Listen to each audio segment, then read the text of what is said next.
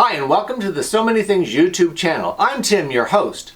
Here you get to sew with the boys, quilt with the boys, embroider with the boys, and of course, mostly have some fun, and you might learn something along the way. Stay tuned!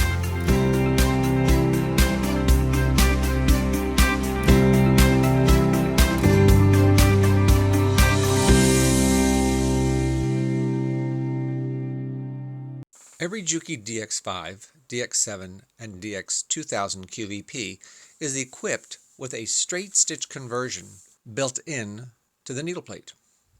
This allows you to convert from zigzag mode to straight stitch mode simply by flipping a switch. You do want to be careful is that switch is moving components underneath and activating a switch that tells the machine what mode it's actually in. So if I need to remove the plate for any reason, I need to do maintenance on it. I have fabric stuck. I want to take the two screws out.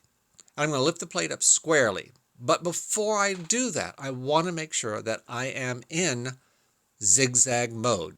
Just a little bit of extra care and being cognizant of where the switch is will help you avoid any pitfalls with removing the plate and the straight stitch switch sensor. Thanks for watching. I hope you found this helpful.